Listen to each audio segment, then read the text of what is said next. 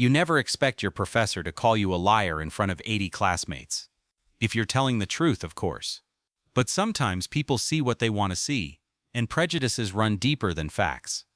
For Marcus Thompson, this moment came on a Tuesday morning in Professor Elizabeth Whitmore's Political Science 301 class at Georgetown University. Marcus was 20 years old, with very dark skin, bright, intelligent eyes, and the quiet confidence of someone raised in a military family. He was sitting in the third row, notebook open, ready for class. Everything seemed perfectly normal. Professor Whitmore stood at the front of the room. She had silver blonde hair, 32 years at Georgetown, 4 published books, advisory positions at DC think tanks. She was an expert in her field, and she had very clear ideas about who constituted the elite circles. Today we will discuss civil-military relations, he announced. Your assignment, interview someone from the government or the military and write a 5-page essay analyzing how their role intersects with democratic governance, he said. The assignment was very clear. Hands shot up. A blonde woman dressed in designer clothes was the first to speak. Professor, my father works at the State Department. Can I interview him? She asked. Great, Jennifer. That's exactly the kind of access I'm looking for, said the professor. A white man wearing a Georgetown rowing jacket raised his hand. My uncle works for Congress. Would that work? He asked. Perfect, Michael, said the professor. Marcus raised his hand. Professor Whitmore's eyes passed over him, returned, and his expression changed. Yes, he said, but very reluctantly. I was planning to interview my father. He's a 4-star general in the U.S. Army, he said. Professor Whitmore's laughter cut him off. It was sharp, dismissive, echoing through the auditorium. Pardon me, did you say 4-star general? He said mockingly. He emphasized the words as if they were absurd. Marcus felt his face flush. Yes, sir, General Vincent Thompson. He's currently, he started to continue, but the professor cut him off. Mr. Thompson, do you know how many 4-star generals there are in the U.S. Army? The highest-ranking officers in the country. Men who have served 30-40 years commanded in war zones, advised presidents. His voice was full of contempt.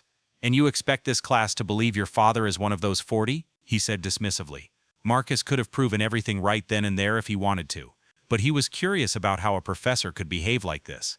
Those looks were generally familiar to Marcus. That's right, Professor, Marcus said finally. He folded his arms. I've been teaching this class for 20 years. I've had students whose parents work at the Pentagon, in Congress, at the State Department. Real positions, verifiable positions.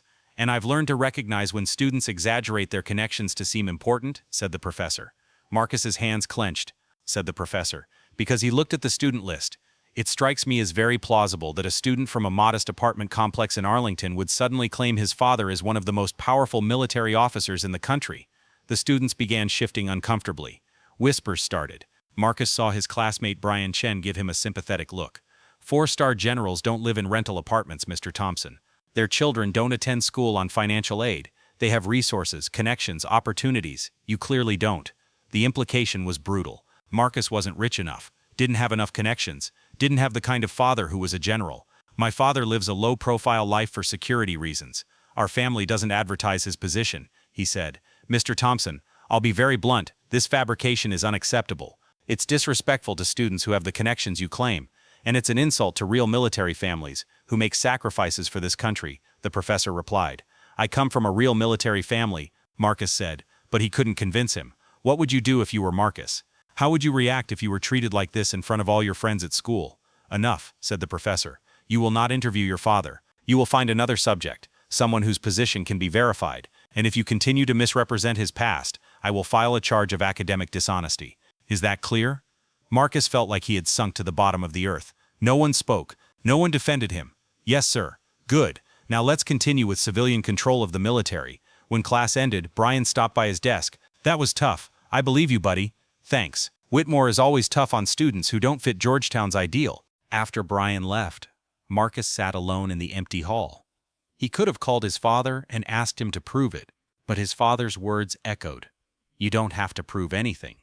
But now his character had been questioned in front of everyone, and he didn't know how to fix it. That evening, Marcus sat in his apartment trying to study. His phone rang.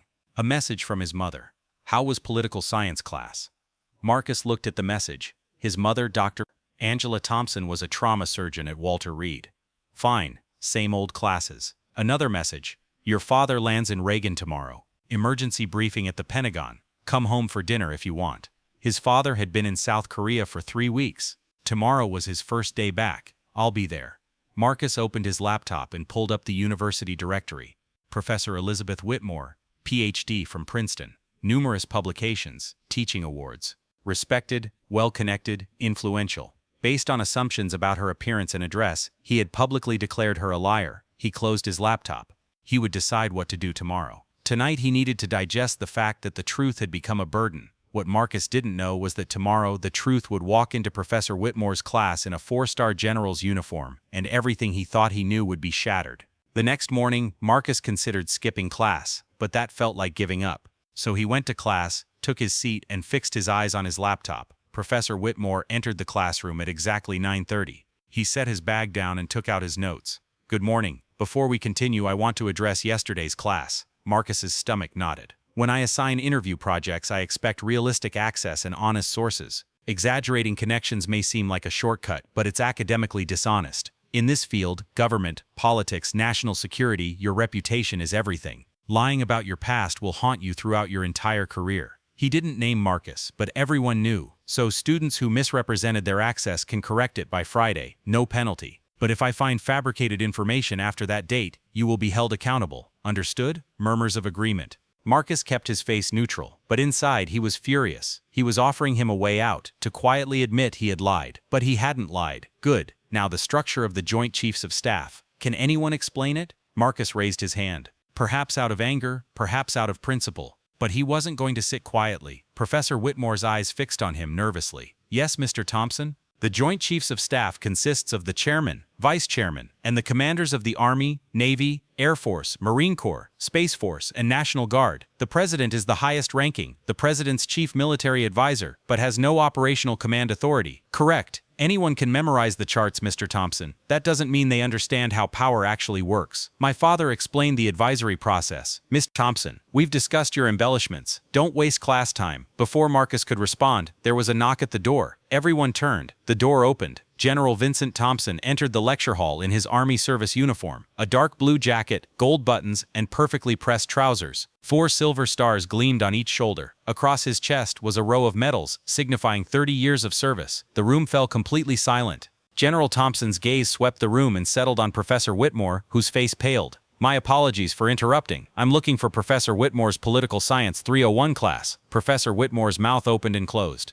This is that class. Excellent." He walked down the hallway toward Marcus. The students quickly pulled their legs in. "I'm General Vincent Thompson of the U.S. Army. I understand there's been a mix-up regarding my son's assignment." He stood beside Marcus's chair and placed his hand briefly on his shoulder, a gesture of support for all to see. Professor Whitmore froze. "General, there must be some misunderstanding." "No misunderstanding, Professor." His voice remained professional, but there was steel beneath it. "Yesterday you publicly and blatantly accused my son of lying about his family. You questioned his integrity, implied he was a fraud, threatened him with academic sanctions. Because you decided that someone who looks like Marcus and lives where we live cannot possibly tell the truth. I was upholding academic standards. You were acting on assumptions, and those assumptions reveal your biases, not my son's integrity." Absolute silence. Students pulled out their phones, recording, texting. "General Thompson, I apologize if I offended you."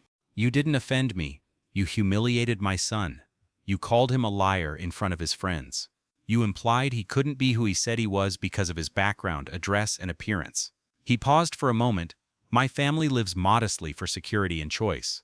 My son got into Georgetown on academic merit and achievement, not my connections. We don't advertise our status because we value our privacy. I understand, and I'm truly sorry." "Is that so?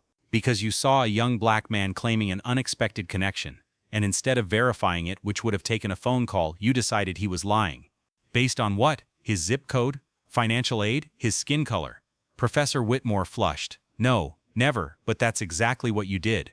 He addressed the class. "My son earned this place. He works hard, has a 3.8 GPA, is an honest person. Yesterday he stated a simple truth and was punished. This should concern you, because what happened to him could happen to anyone who doesn't fit predetermined notions of identity." She turned to Professor Whitmore. "I didn't come here to belittle you. I came because my son deserves a genuine apology, and because this prejudice, whether conscious or not, has no place in education." Professor Whitmore swallowed. His confidence was gone. He looked at Marcus with genuine appreciation, not for his rank but for the damage he had done. "Marcus, I owe you a sincere apology. I made assumptions based on factors unrelated to your character. I questioned your integrity for no reason. I humiliated you in front of everyone. I was completely wrong." Marcus nodded. "Thank you, Professor. I will write a formal letter of apology to your records, clearly stating to the dean that you were right and my judgment was wrong. There is no longer any obstacle to your meeting with your father." General Thompson squeezed Marcus's shoulder once more. "I have a briefing at the Pentagon in 45 minutes. Professor Whitmore, is this matter resolved?" "Yes, General, completely." He nodded, then looked at Marcus. "I'm proud of you, son. I'll see you at dinner." As he walked back down the hallway, all the students watched him. When the door closed, silence reigned for several long seconds. Then Brian Chen began to clap. Others joined him. Within seconds, most of the class was applauding. Professor Whitmore raised his hand. "Class, please, we're taking a 10-minute break. I need a moment." The students filed out, most stopping by Marcus's desk to offer their support or apologize for staying silent. Jennifer approached hesitantly. "I'm sorry I didn't say anything. I was wrong. Thank you for saying it now." When the room emptied, Professor Whitmore approached. Up close, he looked older and more human than yesterday's intimidating figure. "Marcus, what I did was not only unprofessional, it was harmful. I've been teaching for 30 years. I thought I knew how to read students, how to recognize honesty. But I was reading you with a bias I wasn't aware of. That is unforgivable." Marcus thought carefully. "Professor, how many more students have you done this to? How many students have been expelled for not meeting expectations?" The professor flinched. "A fair question, one I'll think about for a long time. I hope so. This isn't just about me. Every student wonders whether they will be judged by their achievements or their appearance. You're right, things will change." 2 weeks later, Professor Whitmore announced significant changes. Blind grading whenever possible, revising assumptions about backgrounds, participating in implicit bias workshops. He also used Marcus's situation with his permission as a teaching opportunity, discussing how bias affects even experienced educators. Marcus completed his interview project with his father and earned an A for his nuanced analysis of civil-military relations. This incident sparked broader discussions at Georgetown about assumptions affecting students' experiences. A video of General Thompson's speech went viral. National debates erupted about educational biases, assumptions about wealth and success, and believing in students' realities. But the most meaningful outcome was an email Marcus received 3 weeks later from first-year student Deshaun Williams. "Dear Mr. Thompson, I heard about your political science class. I face similar assumptions. Professors and students see where I come from and assume I'm only here because of affirmative action or that I'm unprepared. Seeing you stand up and your father stand with you gave me the courage to be honest about my past and not diminish myself. Thank you, Deshaun." Marcus read this twice and shared it with his father. That's why it mattered. The response came immediately. "I'm proud of you, soldier. Always." 6 months later, Marcus was sitting in Professor Whitmore's office for term advising. The dynamic between them had shifted to mutual respect. "You did an outstanding job this term, Marcus. Your joint operational planning assignment was one of the best I've read. Thank you, Professor." He placed the papers on the desk and looked directly at him. "What happened in September changed the way I teach. I examine assumptions, question initial reactions, and create space for my students to be themselves, not what I expect them to be. It's uncomfortable work, but necessary. I'm glad. I also want to thank you for handling this with kindness. You could have reacted with anger, justified anger. Instead, you stood by the truth and gave me space to recognize my mistake. That was a mature thing to do." Marcus nodded. "My father says honor doesn't require anger. Sometimes quiet truth is stronger than loud conflict. Your father is very wise. He is. Knowing that something good came out of the difficulties would have made him happy." 2 years later, Marcus graduated from Georgetown with honors. General Thompson attended the ceremony in civilian clothes, not wanting to draw attention to his son's success. Dr. Thompson took countless photos. Tyler drove from Baltimore for the ceremony. Professor Whitmore stopped Marcus after graduation. "Congratulations, you earned this." "Thank you, Professor.